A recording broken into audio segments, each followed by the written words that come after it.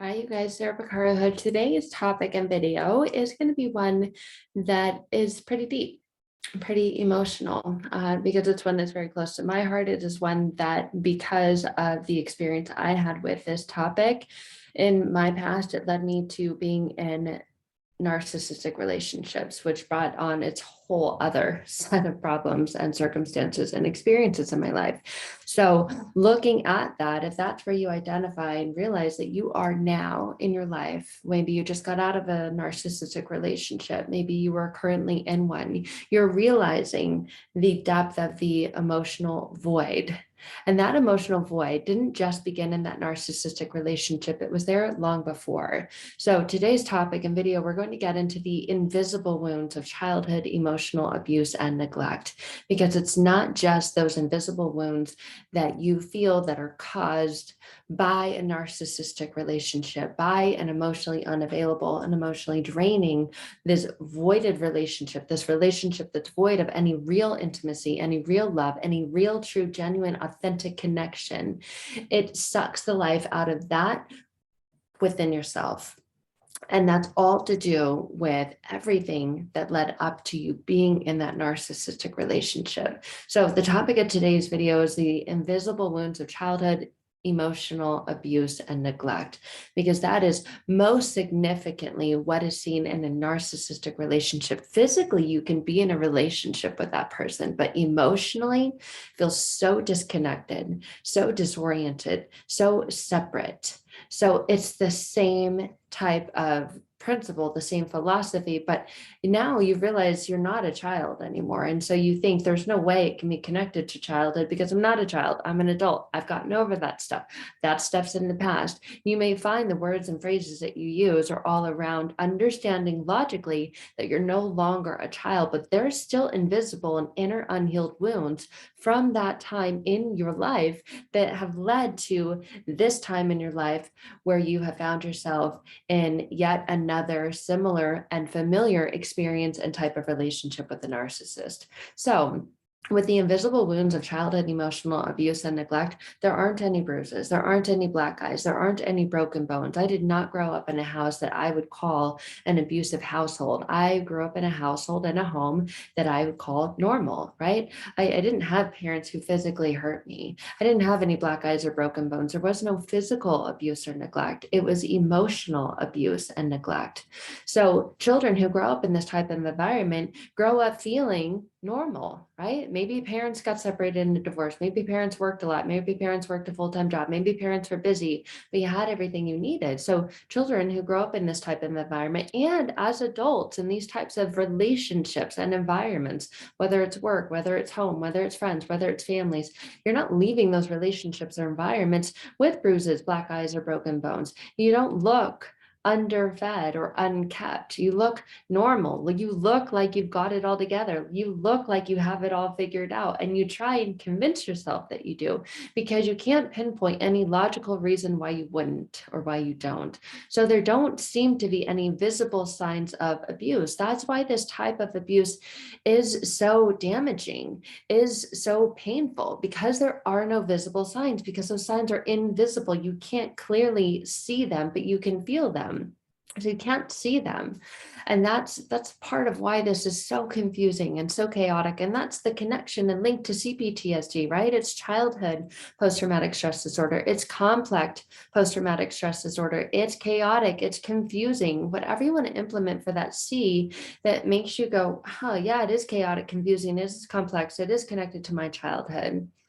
And it's difficult to detect or prove, right? Because it's something that can occur from loving parents, from kind parents, from supportive parents, from parents who really intended to do the best job that they could. But even in the absence of physical abuse, these signs or wounds have been inflected and etched into a child's psyche, programmed into their unconscious mind, because that's the way the mind works. It's like a sponge. And when you're 0 to 7 years old, this programming is installed, and that programming runs the belief system that a person has about themselves, that a child develops about themselves, that they carry on to the rest of their life, into their teen years, into their adult years, into their teen and adult relationships and environments.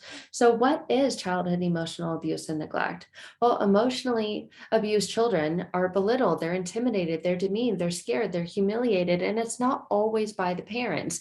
They play a role, they play a particular role, and parents and caregivers play the most important role. But they're not the only role that's played in a child's life. Other people play roles in that child's life, like teachers, grandparents, coaches, neighbors, the neighbors' parents, communities, sports teams, coaches, and other peers. Childhood bullying can be linked to cptsd. It's childhood post-traumatic stress disorder. You can have traumatic events and stress from those events because of significant bullying when you were growing up. That was a huge part of it for me. I had really, really, really buck teeth. I had 8 teeth pulled before I could even get braces to straighten the remaining teeth that I had. So a significant amount of my childhood, the belittlement, the intimidation, the demeaning, feeling scared, feeling humiliated was because of my elementary years, was because of my best friends' brothers, that they would pick on us, and they were just doing what normal kids do, right? Pick on each other, make fun of each other.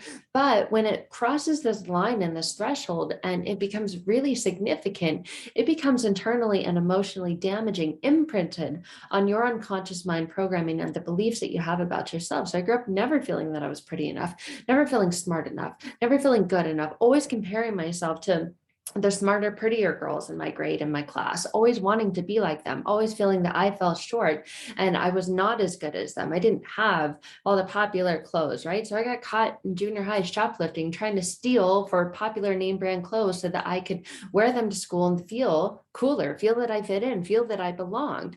That's the impact of childhood emotional abuse and neglect, is really the inner damage that it does. And the goal of that behavior, the people who do the intimidating, the demeaning, the humiliating, is to exert power or control over a child in some way by inflicting fear, by inflicting uncertainty. So it's, like I said, it's not always that the main core and source of it is not always from parents. It can be from any number of sources. It can be from any place. It can be just a mean, awful teacher that just hounded you, and there was no way that you could get out of that class or get out of that teacher's an environment, right? Maybe you so desperately wanted to be put into a different class or go to a different school and you couldn't. So you were there, you were forced to face it. You were forced to face the fear, the uncertainty, the intimidation, the degradation, the emotional abuse that a child experiences significantly damages a child's sense of self-worth, a child's sense of self-esteem, a child's sense of self-confidence. Imagine it's like a funnel, right? There's all of these experiences that you go through, and they all funnel and channel down to this one point, and that is this self-worth, this self-belief, this self-confidence, this self-trust, this place within themselves in this world, because that's this world that we live in. So that is what is most significantly impacted, is the child's self-esteem, self-worth. That's what's most damaged when they go through all sorts of experiences like this, whether it's bullying from friends, whether it's bullying from teachers, whether it's just sitting there quiet in the back of the classroom like a quiet, shy child and just looking at all the other kids so desperately wanting to be like them, wondering, how can I be like them? What do I need to do? Who do I need to become so that I can be more like them, so I can be more liked, so I can be more loved, so I can fit in more. So this frequently causes feelings of worthlessness, hopelessness, again, low self-esteem, low self-worth, low self-confidence. It causes the child to blame themselves. I blamed myself for not being good enough or pretty enough or smart enough or athletic enough, that I wasn't the all-star on the sports team. So a child will blame themselves, and when they blame themselves, they turn that damage inward. You don't sit there and think, oh, no, it's not true. I'm good enough. I'm lovable. I'm enough just as I am. That's not the way that a child's mind works when it experiences the belittling, the shame, the degradation, the humiliation. And so it causes the child to engage in self-destructive behaviors, which lead into adulthood. And in adulthood, there's socially acceptable and society and celebrates and accepts them. The self-destructive behavior, not eating and reducing your food intake so that you're a certain size, over drinking, going out and partying and doing things that cause you to harm yourself, self-destructive behaviors, and a suffering from a lack of motivation, feeling of just beating yourself up internally and mentally when you wake up in the morning and you feel that heaviness and all the shame and blame of what you just put yourself through the night before, and use those things to numb out and to avoid feeling the heaviness and feeling those feelings of hopelessness, worthlessness, a lack of self-worth and self-esteem, which leads to having a difficult time making decisions for yourself, putting that power into other people's hands. What do you want to do? Where do you want to go? Okay, yeah, because all you want to do is belong, feel loved, accepted, and fit in. So you have difficulty making decisions for yourself that allow you to keep and harness and own that power that you have. So you easily, freely, and unconsciously give it away and put it into the hands of others in hopes that you have this love and acceptance from them that's reciprocated instead of what you experienced when you were growing up in the past. So all of this causes you to feel really, really confused. So you have a difficult time as an adult who had a childhood that who was an adult who had a childhood like that. You have a difficult time focusing and concentrating because there's just internal battle, struggle, and conflict.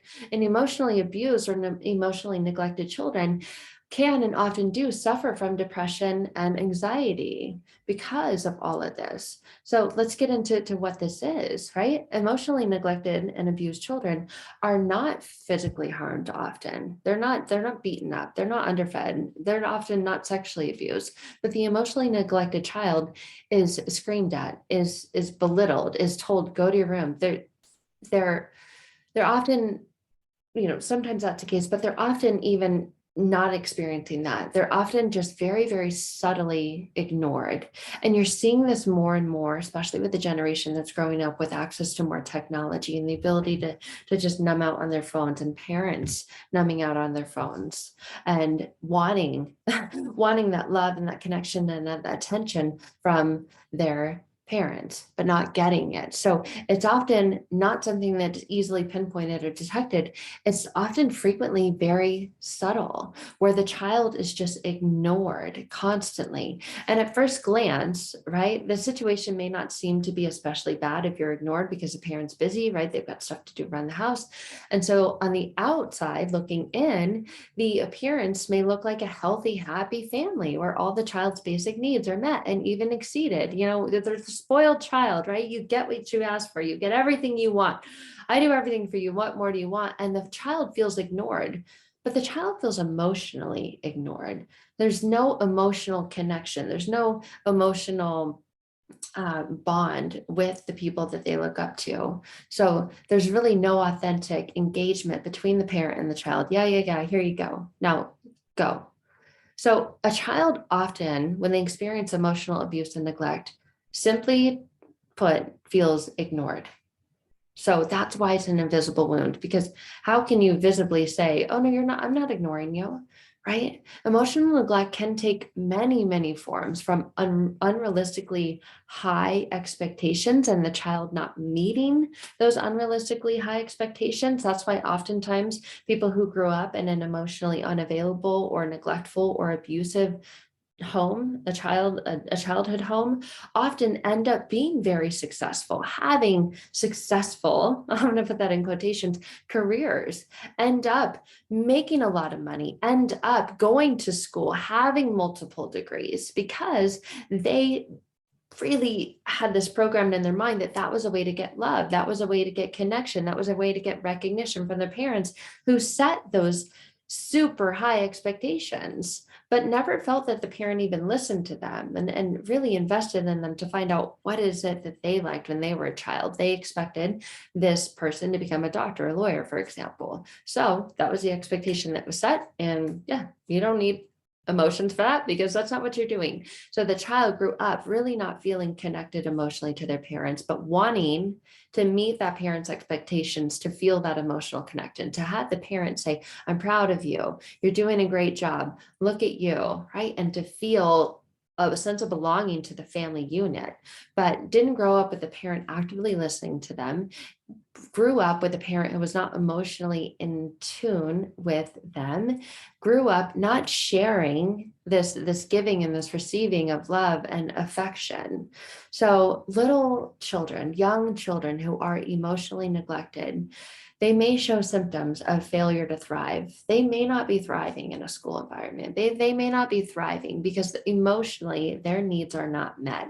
So academically, they're not able to focus or tune in to what it is that they need to do, or they're over focused or hyper focused and tuned in because they feel if I get straight A's, mom and dad will be proud of me. Proud is an emotional feeling. So they'll be proud of me. They'll love me. So there are many, many, many forms that this emotional neglect can take. So school-age children, adolescents, they can tend to be more shut down and less likely to ask for help or draw attention on themselves in school. You see this a lot. I saw this when I was a teacher decades ago, that you would see the emotional shutdown of a child who I knew that their emotional needs were not being met. So I knew they didn't get it.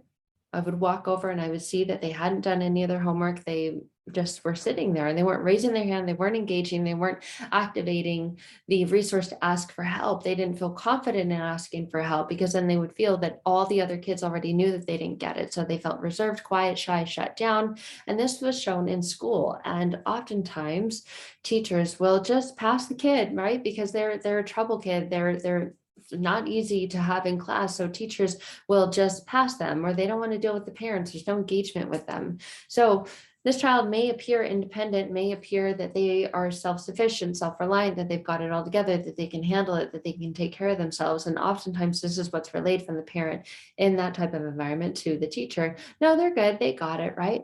But they have difficulty relating to peers and maybe lack close friends. I saw that all the time when I was teaching as well, that these types of kids emotionally and internally were shut down and they were made fun of, but they seemed to not care. They seemed to just like brush it off and let it roll off their back. But you could tell, if you were a person who was tuned in, you could tell that inside they felt like they were dying. And this death inside, right, again, it leads to the self-esteem, the self-worth, the self-confidence, the self-trust, that who they are is someone who doesn't get it and is afraid and terrified and scared to ask for help or support because they don't believe that they'll receive it. And this carries on into adulthood and becomes the same things that they struggle with in adulthood. They struggle to suffer. They struggle to really deeply and truly connect with other people. They suffer from anxiety. They suffer from mood disorders often. So I'm going to share with you a list of things that children who've experienced emotional neglect and abuse experience in childhood and into adulthood. And because it's not apparent at first glance, like all types of abuse, it still causes trauma. I have other videos about that, about big T traumas, little t traumas.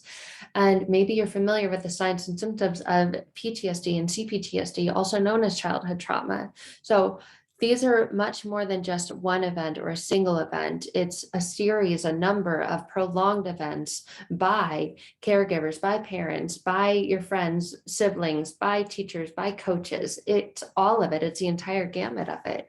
So trauma of emotional abuse and neglect can be associated with multiple symptoms from childhood, beginning in childhood and continuing and going into adulthood. And that can include anxiety, any type of anxiety, whether it's, social anxiety or whether it's general anxiety, where you just have anxiety going to the store, anxiety, public speaking, fears, phobias. It leads to depression. It leads to low self-esteem. It leads to being withdrawn, to just disconnecting. It leads to dissociation. It leads to difficulty making relationships, difficulty maintaining relationships. Maybe it's easy for you to make relationships and friendships because you can be fake at first. And then when you really need to maintain and deepen those relationships and really open yourself up and feel safe to be seen and be vulnerable, that's when the relationship just goes to shit. It leads to flashbacks, nightmares of those times, which leads to more anxiety. It leads to hypervigilance. consistent and persistent fear, which those phobias I just mentioned, self-harm. It can lead to destructive eating habits and behaviors, eating disorders. I know that I suffered with bulimia in college because of this, wanting to be a certain size and maintain that certain size. So I felt that I fit in and I belonged with all my girlfriends in college. It can lead to alcohol and drug use. It did in my past, and in my case, it leads to trouble sleeping, insomnia, difficulty falling asleep, staying asleep, leads to difficulty being comfortable with having physical contact with others. So again, withdrawal, not feeling safe to be touched, or just using relationships and using physical connection and relationships to numb out and to avoid the intimate connection and in the relationship. So sometimes leading to being uncomfortable with physical contact, sometimes being very comfortable with it because you just don't care about your body and you're not treating it with love and respect. It leads to, in childhood, children oftentimes repeating grades in schools or frequent school absences because they're ditching school to go engage in those self-harming, self-destructive behaviors. It leads to criminal activity. So there's a whole number of gamut of this, and you found yourself in narcissistic and toxic relationships as an adult, or maybe you don't even know if this person or this friend is a narcissist, and that's not the important part, but you're finding yourself in relationships that are toxic, that are destructive, that are causing you to feel that you're dying inside, and you're wondering about your part in this, and realizing in all of these scenarios that you're the common denominator, you're the one that's involved in all of those. So all of those fingers are pointing to you. There are inner wounds within you, invisible wounds within you that need addressing, that need attention, that need healing, so that you can get out of that hole. You can pull yourself out of that. So the first thing to do is to become aware of this, to recognize this, right? Your own patterns and behaviors that are linked to and connected to all of those experiences. What was your part in that? What were the actions that you were taking?